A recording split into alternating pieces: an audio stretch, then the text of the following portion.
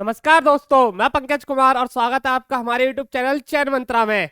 तो देखिए, आपके लिए एक और बहुत अच्छी खुशखबरी आ चुकी है, जो कि है एसएससी के सीपीओ का नोटिफिकेशन रिलीज हो चुका है।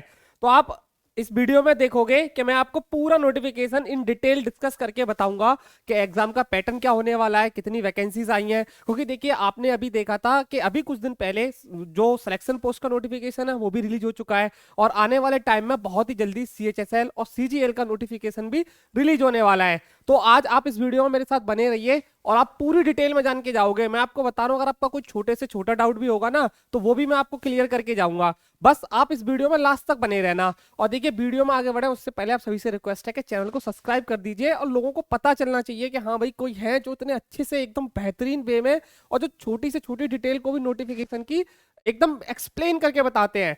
तो चलिए बढ़ते हैं वीडियो में आगे। मैं आपको बताता हूं, सबसे पहले आपको एसएससी की वेबसाइट पे लेके चलता हूं। तो देखिए, आप एसएससी की जैसे ही नई वाली वेबसाइट पे जाओगे, ये तो आपको पता ही होगा क्योंकि मैंने इस पे भी वीडियो बनाया था कि एसएससी ने अपनी नई वेबसाइट लॉन्च की है, जो कि है ssc.gov.in। तो देखिए, इसी पे कल रात को ये नोटिफिकेशन रिलीज हुआ है, जो कि आपका किसका है, एसएससी सीपीओ का नोटिफिकेशन है। आप चलिए इसके बारे में बात कर लेते हैं। तो देखिए, पहले ऑन करते हैं। ये देखिए आप यहाँ पे सबसे बड़ी बात, जो सबसे मेन पॉइंट है, आपको याद रखना है, बिल्कुल गलती नहीं करनी। किसके लिए? Sub inspector Delhi police and central arm police forces. अब इसमें फर्क क्या है ये समझ लिए। देखिए, जो सब इंस्पेक्टर दिल्ली पुलिस में होंगे, उनकी तो ड्यूटी भाई साहब दिल्ली में रहेगी। आपकी कहाँ पे रहेगी? सिर्फ दिल्ली दिल्ली में रहेगी। और जो सेंट्रल आर्म पुलिस फोर्सेस में लगेंगे, उनकी उनकी ड्यूटी कहाँ हो सकती है? तो पैन इंडिया हो सकती है। अब आप कहोगे ये पैन इंडिया क्या होता है? तो देखिए, पैन इंडिया का मतलब होता है प्रेजेंस अक्रॉस नेशन। याद रखिएगा, पूरे देश में, पूरे भारत में कहीं भी आपकी ड्यूटी हो सकती है, क्योंकि आपको पता है सीएपीएफ के अंदर हमारी 7 जो है फोर्सेस आती हैं। आगे आपको डिटेल में बताऊंगा क्या है। अब बात करें इसके लिए, पेन का साइज थोड़ा सा मैं बड़ा करता हूं, छोटा आ रहा है। तो देखिए, एप्लीकेशन स्टार्ट कब से हो गए? 4 अप्रैल, 4 मार्च से 28 मार्च लास्ट डेट है। यानी कि आज कितनी है? आज भाई साहब 5 तारीख है। तो आपके क्या है, फॉर्म स्टार्ट हो चुके हैं, बिल्कुल भर दीजिएगा। और जो लास्ट डेट है, इस डेट का बिल्कुल भी वेट मत करिएगा, क्योंकि आप जो एग्जाम चूज करते हो ना, वो चूज करने में थोड़ी डिफरेंट आती है, फिर वो अपने अकॉर्डिंग दे देते हैं। इसलिए फर्स्ट कम फर्स्ट सर्व वाला सीन है, जाइए और फॉर्म भर दीजिए। अगला है हमारा लास्ट डेट की। तो वही 28 तारीख लास्ट डेट है। 28 मार्च को आप भर सकते हो बिल्कुल अच्छे तरीके से। पेमेंट 29 तक कर सकते हो। मतलब अगर आप 28 तक फॉर्म भर दिया और आप किसी कारणवश पेमेंट नहीं कर पा रहे हो, तो 29 तक कर सकते हो, 11 बजे तक। ये भी याद रखिएगा। अगर आपसे फॉर्म में कोई गलती होती है, तो एसएससी आपको करेक्शन करने का भी टाइम दे रहा है, जो कि है आपका 30 से 31 मार्च, यानी कि 2 दिन का टाइम है। अच्छे से याद रखना। अब बात करें एग्जाम की, तो देखिए, जो इसका टायर 1 होगा, यानी कि पेपर 1 जो होगा इसका, जो इसका पेपर 1 होगा, उसकी डेट दे चुके हैं ये। क्योंकि एसएससी के अंदर क्या है, इसके सीपीओ के अंदर 2 एग्जाम होते हैं, टायर 1 और टायर 2। तो टायर 1 की डेट दे चुके हैं, 9, 10 और 13 मई को होगा 2024 में। बिल्कुल अच्छे से तैयारी करो, कोई गलती मत करना बिल्कुल भी। नेक्स्ट आगे बढ़ते हैं इसमें, और हम तो देखिए आगे बढ़े, पूरी की पूरी डिटेल में आपको बताया जाएगा क्या क्या है। अब देखिए, यहाँ बात कर लेते हैं पे स्केल के बारे में। तो देखिए, सब इंस्पेक्टर सीएपीएफ के अंदर, यानी कि सब इंस्पेक्टर आप सीएपीएफ के अंदर बनोगे, तो क्या है, आपको ग्रुप बी की non gazetted non ministerial post मिलेगी, जिसमें आपकी 35,400 से लेके 1,12,400 तक सैलरी होगी। और जो पे स्केल है वो 6 लेवल का होगा, लेवल 6 का होगा, ये भी याद रखिएगा। बात करें सब इंस्पेक्टर दिल्ली के अंदर अगर मेल फीमेल होंगे, तो क्या है, आपकी ये ग्रुप सी की जॉब होगी, या ग्रुप बी की है या ग्रुप सी की, ये याद रखिएगा। बेसिक डिफरेंस बिल्कुल मत भूलना। सैलरी आप यहाँ पे देख सकते हो, मैंने आपको बोल दिया। दिल्ली के लिए अप्लाई करते हो तो क्या होगा, आपको सिर्फ दिल्ली में ही जॉब करनी पड़ेगी। सीएपीएफ के अंदर करते हो या होता है आपका सिलेक्शन, तो आपको पूरे देश के अंदर कहीं भी आपको जॉब करनी पड़ेगी, ये भी याद रखिएगा। ये हमारा थोड़ा सा प्रॉब्लम हो रहा है, ये हट ही जाएगा आपको, आप इसको तो इग्नोर कर ही सकते हो। क्या है, थोड़ी प्रॉब्लम हो रही है, लेकिन हम इसको अभी सही कर लेते हैं। हमें सिर्फ नोटिफिकेशन डिस्कस करना है। ये देखिए, अब बात कर लेते हैं वैकेंसीज के बारे में। तो देखिए भाई साहब, वैकेंसीज को बहुत अच्छे से देखना। कितनी वैकेंसीज आई हैं? 4,000 से ज्यादा वैकेंसीज आई हैं। हालांकि वैकेंसीज कम है थोड़ी, लेकिन जितनी है इनफ है। क्योंकि देखिए, वैकेंसीज आ तो रही है लगातार, क्योंकि एसएससी ने नोटिफिकेशन रिलीज कर चुका है 2 के, और 2 के अभी पेंडिंग है। तो चलिए वैकेंसीज के बारे में बात करते हैं। तो sub inspector Delhi male female की बात करते हैं। तो देखिए कितना है जनरल के लिए, आपकी टोटल कितनी है जनरल में? 45 वैकेंसी, ओबीसी के लिए 24। इसी तरीके से आप टोटल अगर मेल की वैकेंसीज देखोगे, तो कितनी है? 125 वैकेंसीज हैं। अपनी कैटेगरी के हिसाब से आप इनको बहुत अच्छे से देख लीजिएगा। नेक्स्ट आगे बात करें सीएपीएफ के अंदर। तो देखिए, अगर सीएपीएफ में, यहाँ पे पूरा आपको शो हो रहा है, सीएपीएफ के अंदर ये अब जेंडर वाइज देख सकते हो। और ये जनरल, जैसे कि अगर बात करूं बीएसएफ के अंदर मेल की 342 है, फीमेल की 18 वैकेंसीज है। ऐसे टोटल कितनी है? 4001 वैकेंसीज है। 4001 वैकेंसीज टोटल किसके अंदर है? ये total central arm police forces के अंदर है, जिसमें कि आपका border security force, CISF, CRPF, ITBP, SSB, इन सबको आप बहुत अच्छे से एकदम समझ लो। अगर आपको बेसिक नहीं पता तो देखिए मैं बताता हूं। जैसे मान लो अगर आपका बीएसएफ में सिलेक्शन होता है, क्योंकि देखिए ये जो एग्जाम है ना, इसके लिए आपको फिजिकल स्टैंडर्ड बहुत हाई रखना पड़ेगा। ऐसा नहीं हो सकता कि आप पढ़ने में बहुत अच्छे हो और आपने पेपर निकाल दिया, फिजिकल नहीं निकल पा रहा है, क्योंकि फिजिकल तो सबसे मेन है इसके लिए, क्योंकि जिनका फिजिकल तगड़ा है और जो अभी से तैयारी कर लेगा वही इस फिजिकल को क्रॉस कर पाएगा। जैसे बीएसएफ है, आपको पता है बीएसएफ क्या करता है? जो पाकिस्तान और इंडिया का बॉर्डर है उसको गार्ड करता है। याद रखिएगा, पाकिस्तान इंडिया के बॉर्डर को। अगर बात करें सेंट्रल इंडस्ट्रियल सिक्योरिटी फोर्सेस की, तो ये क्या है? यानी कि जो स्ट्रेटेजिक लोकेशंस है इंडिया की, जैसे पीएसयूज हो गए, एयरपोर्ट हो गए, दिल्ली मेट्रो हो गई, एटॉमिक रिसर्च सेंटर्स हो गए, वहां पे सीआईएसएफ रहती है। सीआरपीएफ क्या करती है? सेंट्रल रीजनल पुलिस फोर्स, ये हमारे जो लॉ एंड ऑर्डर है उसको मेंटेन करती है और अदर पुलिस के साथ मिलके। ITBP, Indo Tibetan border police force, इसका क्या काम है? इंडिया चाइना बॉर्डर को गार्ड करना। एसएसबी, सशस्त्र सीमा बल, ये इंडिया के साथ जो नेपाल भूटान का बॉर्डर लगता है उनको गार्ड करते हैं। तो ये आपको बेसिक एटलीस्ट पता तो रहे कि आपकी पोस्ट, जो आप जिसके लिए तैयारी करोगे, पोस्टिंग कहाँ कहाँ हो सकती है। तो इस हिसाब से आप डिटेल में पूरा ये नोटिफिकेशन वैकेंसीज वाइज देख सकते हो पूरा। नेक्स्ट अगर मैं आगे बढ़ूं आपसे, तो देखिए यहाँ पे पूरा का पूरा आप ये पूरी देख सकते हो। जो मेन पॉइंट्स है मैं आपको वो कवर करता हूँ। आगे आते हैं तो सबसे पहले क्या है? इंडिया के सिटीजन होने चाहिए, नेपाल के या भूटान के। तो आपको मोस्टली इंडिया से ही हो तो आप इंडिया का आराम से देख सकते हो। बात करें एज लिमिट की, तो देखिए एज लिमिट का याद रखिएगा, कितनी एज लिमिट मांगी गई है? 20 से 25 साल मांगी गई है। अगर बात करें आपका जन्म 2 अगस्त 1999 से पहले हुआ है तो आप फॉर्म नहीं भर पाओगे, इससे पहले नहीं होना चाहिए। और 1 अगस्त 2004 के बाद नहीं होना चाहिए, बिल्कुल अच्छे से याद रखिएगा। अपने हिसाब से अपनी डेट ऑफ बर्थ इन दो के बीच में या फिर इस डेट को लाई करनी चाहिए, इसके बीच में आनी चाहिए। आप आराम से फॉर्म भर दोगे विदाउट टेंशन, टेंशन लेने की जरूरत ही नहीं है।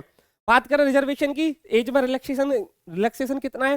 तो एससी एसटी के लिए 5 साल दिया गया है, ओबीसी के लिए 3 साल, एक्स सर्विसमैन के लिए 3 साल दिया गया है। इस हिसाब से आप पूरा देख सकते हो। एज रिलैक्सेशन भी आपको कवर हो गया। नेक्स्ट अगर बात करें तो आगे चलते हैं। देखिए तो ये है, अब आते हैं सीधा हम इसके स्टैंडर्ड्स की बात में। ये आपको पूरा का पूरा डिटेल में बताया गया है कैसे क्या होगा क्या है नहीं। नेक्स्ट आगे बढ़ते हैं।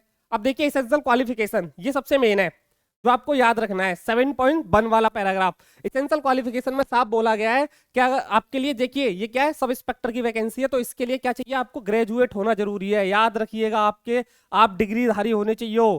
क्या होने चाहिए? आप डिग्रीधारी होने चाहिए, आपके पास डिग्री होनी जरूरी है, चाहे किसी भी यूनिवर्सिटी से हो।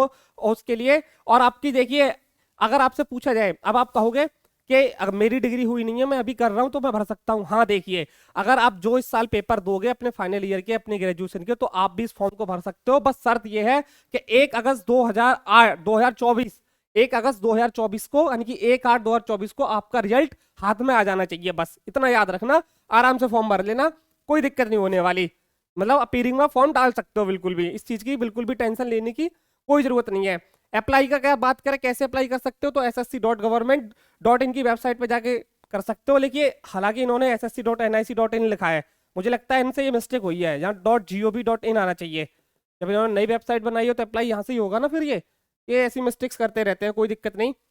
नेक्स्ट अगर आगे बढ़े तो वही सारी डिटेल बताई गई है आपकी। अब बात कर लेते हैं एग्जामिनेशन फीस की। तो देखिए जितने जो आप क्या है 100 रुपए एग्जामिनेशन फीस ली जाएगी। उसके बाद में जितनी भी वुमेन्स हैं और जो SC ST कैटेगरी से आते हैं और जो एक्स सर्विसमैन है, उनसे कोई भी क्या है आपका चार्ज नहीं लिया जाएगा। इसको भी याद रखिएगा, बिल्कुल मत भूलना इस चीज को। फीस पेमेंट तो आप जानते ही होगे ना, आपने करा होगा। करेक्शन विंडो आपको यहाँ पे दिख जाएगी, जो मैंने बोला है 30 और 31 मार्च को खुली रहेगी, आप आराम से देख लेना उसको। सेंटर ऑफ एग्जामिनेशन, कोई टेंशन लेने की जरूरत नहीं है। पूरे इंडिया में, यानी कि पूरे इंडिया में आपका जो भी डिस्ट्रिक्ट होते हैं आसपास के नियर, आपके डिस्ट्रिक्ट में नहीं होगा तो आपके नियर जो डिस्ट्रिक्ट होगा वहां पे आपको सेंटर मिल जाएगा। तो बिंदास होके एकदम सेंटर भी फिल कर दीजिएगा, कोई प्रॉब्लम नहीं होने वाली है। नेक्स्ट अगर हम आगे बात करें इसमें, अब देखते हैं इसके सिलेबस की। ये देखिए यहाँ पे कि पेपर जो होगा, यानी कि जो टायर 1 होगा, टायर 2 होगा, जैसे कि मैंने आपसे बोला कि कैसे क्या होगा आपका एग्जामिनेशन। पेपर 1 होगा, फिर फिजिकल स्टैंडर्ड टेस्ट होगा, फिर फिजिकल इंडोरेंस टेस्ट होगा, उसके बाद में आपका पेपर 2 होगा।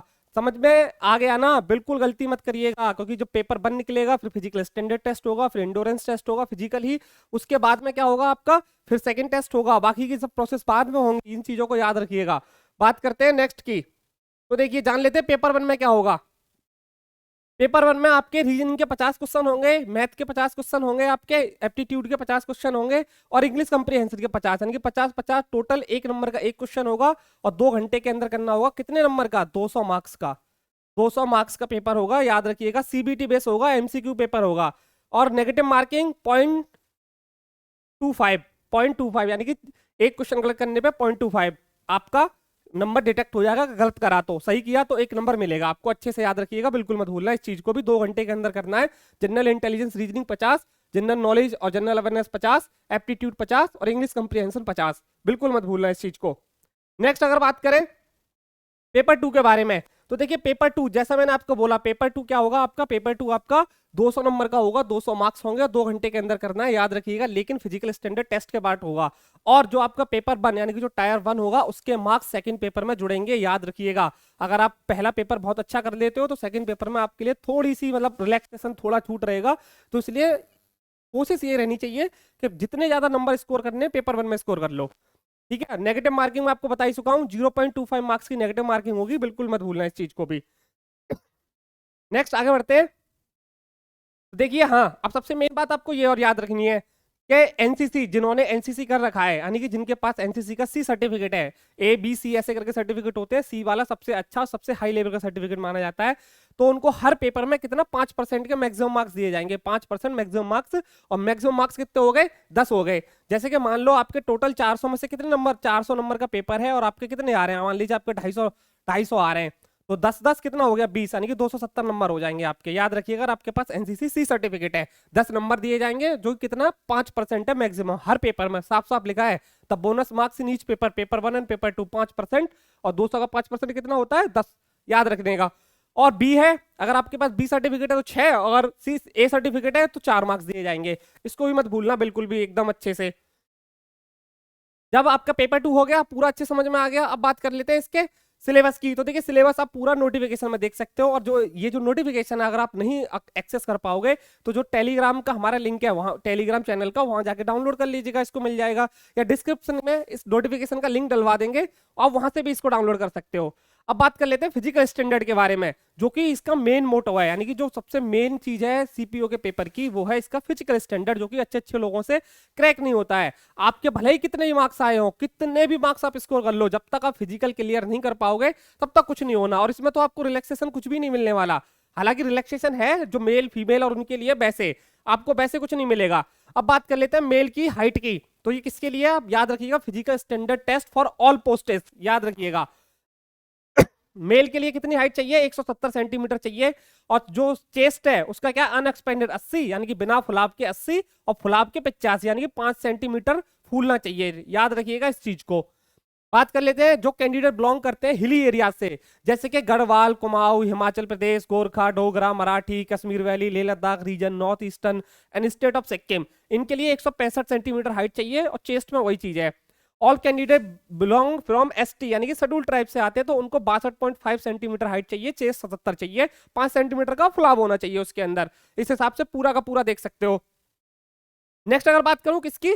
फीमेल के लिए, तो देखिए फीमेल के लिए कितनी हाइट चाहिए? फीमेल के लिए 157 सेंटीमीटर हाइट चाहिए, और जो हिली एरिया से आते हैं उनके लिए 155 चाहिए, और जो एसटी यानी कि शेड्यूल ट्राइब से आते हैं उनके लिए 154 सेंटीमीटर हाइट चाहिए। बिल्कुल अच्छे से याद रखिएगा, एकदम गलती मत करना, स्टैंडर्ड देख लेना, मीट कर लेना, अभी कोई गलती ना करना, क्योंकि देखिए इसका जो स्टैंडर्ड जो मेजरमेंट होता है फिजिकल का, वो बहुत हाई लेवल पे होता है, आप इसमें कुछ कर ही नहीं सकते हो। मेन चीज इसका फिजिकल है, जो भी आपको करना है।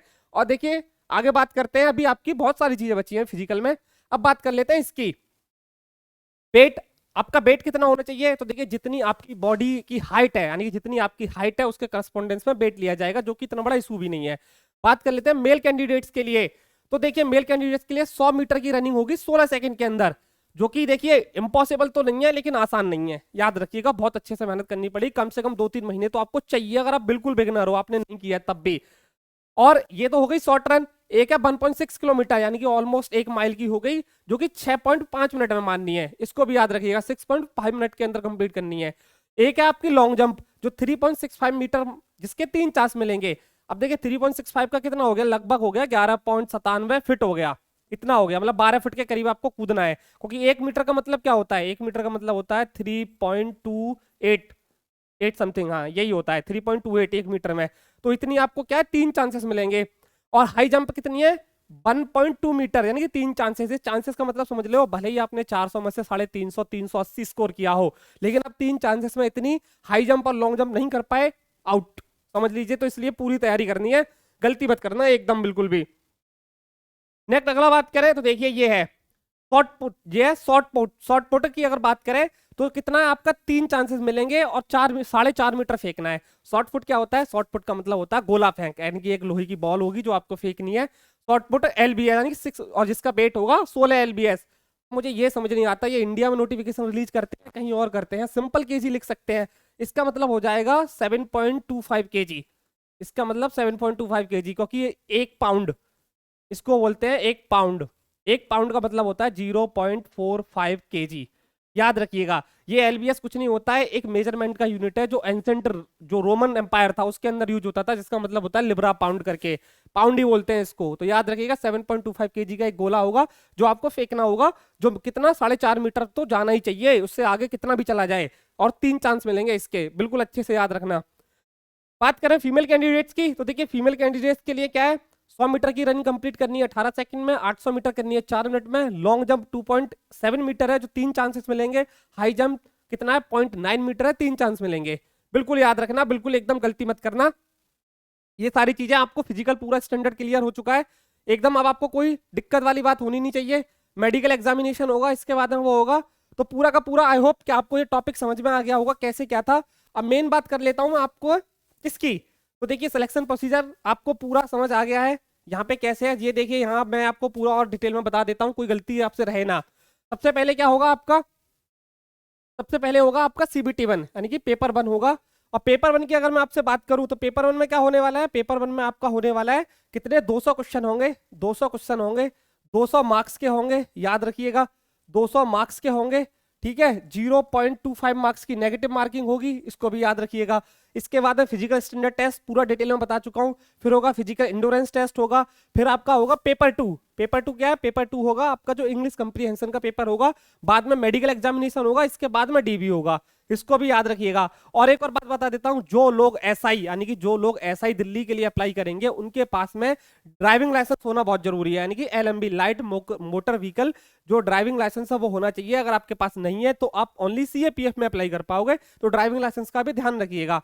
तो ये पूरा का पूरा नोटिफिकेशन डिस्कस हो चुका है। तो आई होप कि आपको वीडियो जो इन्फॉर्मेशन दी गई है वो अच्छी लगी होगी, अगर अच्छी लगे तो नीचे कमेंट सेक्शन में जरूर बताना। और आपसे मिलेंगे अब नेक्स्ट वीडियो में, तब तक के लिए जय हिंद जय भारत। और आप सभी से रिक्वेस्ट है कि चैनल को और इस सेशन को जितना ज्यादा हो सके अपने दोस्तों के साथ शेयर कीजिएगा।